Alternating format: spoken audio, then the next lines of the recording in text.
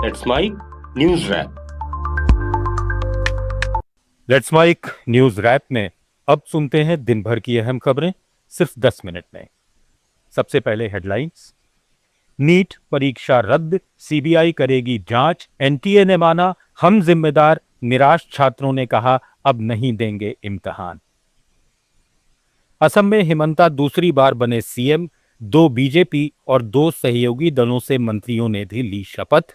और अन्ना डीएमके में फूट, बागी गुटका टीवीके को समर्थन। अब खबरें विस्तार से।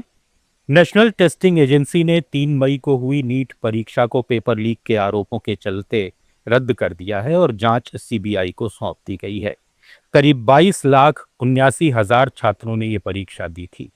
एनटीए ने कहा कि प्रभावित छात्रों को दोबारा रजिस्ट्रेशन नहीं करना होगा और उनका परीक्षा केंद्र वही रहेगा, जबकि री एग्जाम के लिए नए एडमिट कार्ड जारी किए जाएंगे और फीस भी वापस की जाएगी। जांच में पेपर लीक का नेटवर्क राजस्थान के जयपुर से लेकर महाराष्ट्र और हरियाणा तक फैला होने की आशंका जताई गई है।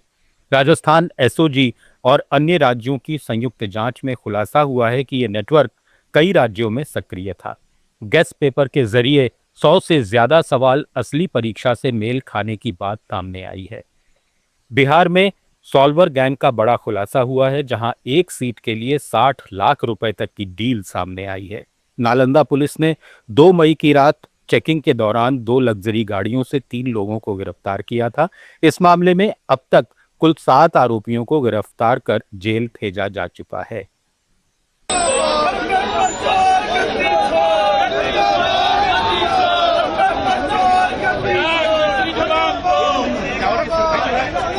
नीट के कई उम्मीदवारों का कहना है कि वे अगले साल नीट की परीक्षा में नहीं बैठेंगे।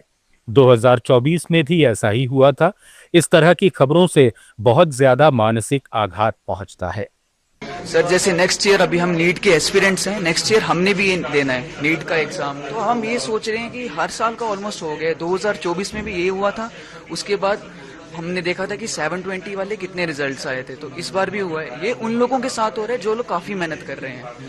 अब उस इंसान के बारे में सोचिए जिसके 650 प्लस नंबर आए हैं, उसका जीएमसी तो पक्का है, अपनी फैमिली के साथ एक क्वालिटी टाइम स्पेंड कर रहा होगा। लेकिन अब उसने जब ये न्यूज सुनी है तो वो कितने मेंटल ट्रॉमा में होगा।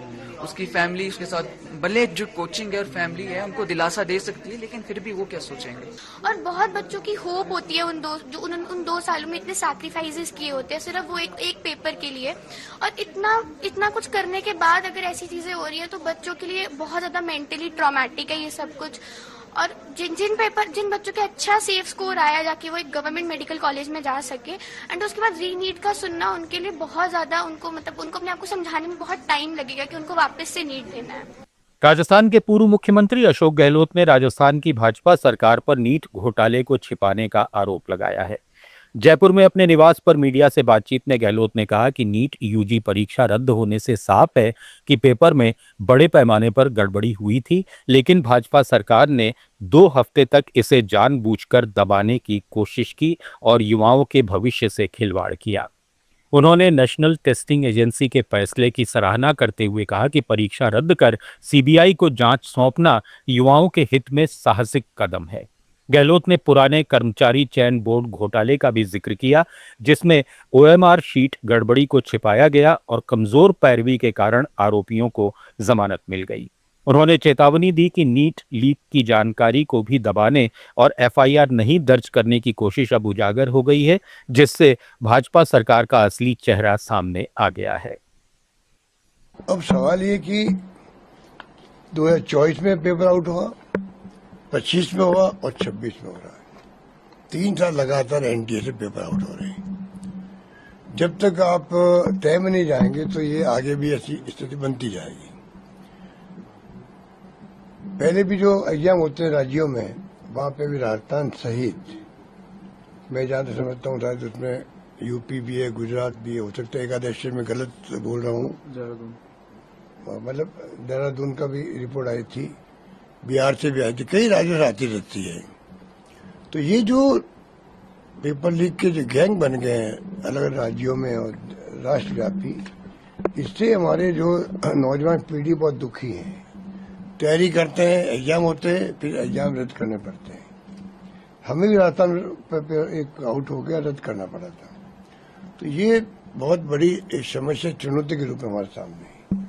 असम में हिमंता बिस्वा शर्मा ने लगातार दूसरी बार मुख्यमंत्री पद की शपथ ली। गुवाहाटी के खानापारा वेटरनरी कॉलेज ग्राउंड में हुए समारोह में राज्यपाल लक्ष्मण आचार्य ने उन्हें पद और गोपनीयता की शपथ दिलाई। उनके साथ 4 विधायकों ने भी मंत्री पद की शपथ ली, जिनमें बीजेपी के रामेश्वर तेली और अजंता नेओम, जबकि एजीपी के अतुल बोरा और बीपीएफ के चरण बोड़ो शामिल हैं। इनमें 2 मंत्री बीजेपी और 2 सहयोगी दलों से हैं। शपथ ग्रहण समारोह में प्रधानमंत्री नरेंद्र मोदी, गृह मंत्री अमित शाह, रक्षा मंत्री राजनाथ सिंह सहित एनडीए शासित राज्यों के कई मुख्यमंत्री और केंद्रीय मंत्री मौजूद रहे। तमिलनाडु की राजनीति में बड़ा सियासी उलटफेर देखने को मिला है। अन्ना डीएमके में अब साफ तौर पर 2 गुट बन गए हैं। पार्टी नेता सीवी षणमुगम ने मुख्यमंत्री विजय की पार्टी टीवीके को समर्थन देने का ऐलान कर दिया है। उन्होंने कहा कि जनता का आदेश टीवीके और मुख्यमंत्री विजय के पक्ष में है, इसलिए ये फैसला किया गया है। जानकारी के मुताबिक उनके साथ करीब 30 विधायकों ने भी टीवीके को समर्थन देने पर सहमति जताई है। हालांकि षणमुगम ने यह भी साफ किया कि उनका मकसद अन्ना डीएमके को तोड़ना नहीं है और पलानीसामी ही पार्टी के नेता बने रहेंगे। इस फैसले के बाद अन्ना डीएमके में नेतृत्व संकट गहरा हो गया है और राजनीतिक हलचल तेज हो गई है। इस बीच मुख्यमंत्री जोसेफ विजय ने पूरे राज्य में 717 खुदरा शराब की दुकानें बंद करने का आदेश दिया है, जिनमें मंदिरों, स्कूल, कॉलेज और बस स्टैंड के पास स्थित दुकानें भी शामिल हैं, जिन्हें अगले 14 दिन में चरणबद्ध तरीके से बंद किया जाएगा। मुख्यमंत्री ने अपने ज्योतिषी रिकी राधन पंडित को स्पेशल ड्यूटी ऑफिसर नियुक्त कर राजनीतिक विवाद भी खड़ा कर दिया है, जबकि टीवीके सरकार को 13 मई को फ्लोर टेस्ट का सामना करना है। उधर मद्रास हाई कोर्ट के आदेश के खिलाफ विधायक सेतुपति ने सुप्रीम कोर्ट का रुख किया है। केरल में मुख्यमंत्री पद को लेकर कांग्रेस में सस्पेंस लगातार बढ़ता जा रहा है। राहुल गांधी की मौजूदगी में दिल्ली में हुई कई दौर की बैठकों के बावजूद अभी तक किसी नाम पर अंतिम फैसला नहीं हो सका है। संगठन महासचिव केसी वेणुगोपाल, विपक्ष के नेता रहे बीडी सतीशन और वरिष्ठ नेता रमेश चेन्नीथला प्रमुख दावेदार माने जा रहे हैं। राहुल गांधी ने केरल कांग्रेस के वरिष्ठ नेताओं से राय मशविरा किया है। वहीं मल्लिकार्जुन खड़गे और सोनिया गांधी के साथ भी अहम बैठकें हो रही हैं। पार्टी सूत्रों के मुताबिक मुख्यमंत्री के नाम का ऐलान बुधवार सुबह तक हो सकता है। दूसरी तरफ यूडीएफ की सहयोगी मुस्लिम लीग ने भी फैसले में देरी पर नाराजगी जताई है। पश्चिम बंगाल में मुख्यमंत्री शुवेंदु अधिकारी के पीए चंद्रनाथ रथ की हत्या की जांच अब सीबीआई को सौंप दी गई है। सीबीआई ने केस अपने हाथ में लेते ही 7 सदस्यों की स्पेशल इन्वेस्टिगेशन टीम गठित की है, जिसकी अगुवाई डीआईजी रैंक का अधिकारी करेगा। ये वारदात 6 मई को नॉर्थ 24 परगना के मध्यम ग्राम में हुई थी, जब हमलावरों ने चंद्रनाथ रथ की कार रोककर बेहद करीब से फायरिंग की और उन्हें 3 गोलियां मारी। इस केस में बिहार और यूपी से 3 आरोपी गिरफ्तार किए गए हैं, जिन्हें कोर्ट ने 24 मई तक पुलिस हिरासत में भेज दिया है। जांच में सामने आया कि इस हत्या की साजिश में करीब 8 लोग शामिल हो सकते हैं और इसमें प्रोफेशनल शूटरों के इस्तेमाल की आशंका भी जताई जा रही है।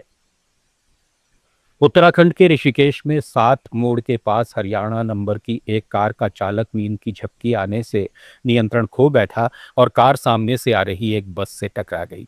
टक्कर के बाद कार अनियंत्रित होकर जंगल की तरफ मुड़ गई। इस बीच बस का संतुलन बिगड़ गया और वो सामने से आ रही एक दूसरी बस से जा भिड़ी। दोनों बसों में 60 से ज्यादा यात्री सवार थे, जिससे मौके पर अफरा तफरी मच गई। हादसे में 3 लोगों की हालत गंभीर बताई जा रही है, जबकि कई यात्रियों को हल्की चोटें आई हैं। घायलों को तुरंत नजदीकी अस्पताल में भर्ती कराया गया है। बसों में एक बस कर्णप्रयाग जा रही थी, जबकि दूसरी हरिद्वार से मध्य प्रदेश के 4 धाम यात्रियों को लेकर निकली थी। न्यूज रैप में फिलहाल इतना ही। बने रहिए लेट्स माइक के साथ। आप सुन रहे थे let's mic more than radio. Follow कीजिए हमें हमारे सोशल मीडिया प्लेटफॉर्म्स पर।